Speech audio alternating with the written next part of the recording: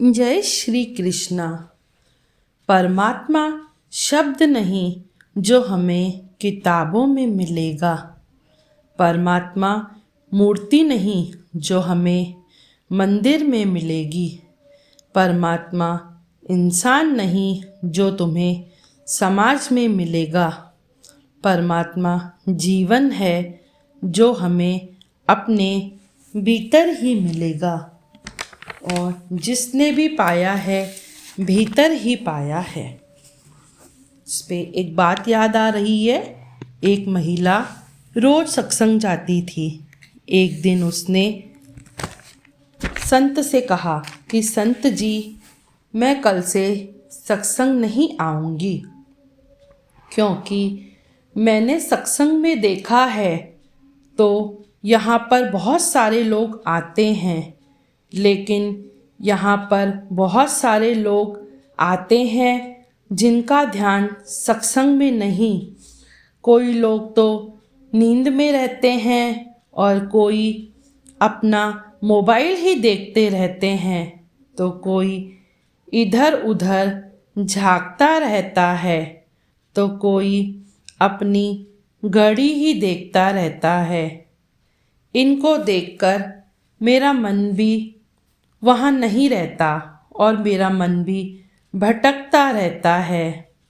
मैं भी यहाँ वहाँ देखती रहती हूँ, तो यह सब काम तो मैं घर पर भी कर सकती हूँ, तो मैं सत्संग क्यों आऊँ? सत्संग आने से मेरा क्या फ़ायदा होगा? यह सुनकर संत बोले, बेटी ऐसा करना, कल तुम सत्संग आना, ज़रूर आना। एक बार मेरी बात मानकर तुम आना, और कल तू सत्संग ध्यान से सुनना। उसके बाद कुछ सवाल पूछूंगा, चाहे तू एक बार आना, फिर भले चाहे कभी मत आना। महिला बोली, ठीक है। महिला रोज की तरह सत्संग सुनने पहुंची। दूसरे दिन उसने सत्संग सुना। सत्संग खत्म हुआ तो महात्मा ने पूछा कि आज कोई सो रहा था? महिला बोली, मुझे नहीं पता। और वहाँ पर कोई मोबाइल खोल रहा था? महिला बोली, इसके बारे में भी मुझे नहीं पता। संत जी ने फिर कहा, क्या कोई घड़ी भी देख रहा था? महिला बोली, पता नहीं। क्या तुम्हारा मन यहाँ वहाँ भटक रहा था या देख रहा था? महिला बोली, नहीं। फिर संत बोले, आज तुमने सत्संग ध्यान से सुना है। भटके हुए तो हम खुद होते हैं, और हम दोष दूसरों को देते हैं। हमारे मन में सिर्फ परमात्मा का ध्यान होना चाहिए।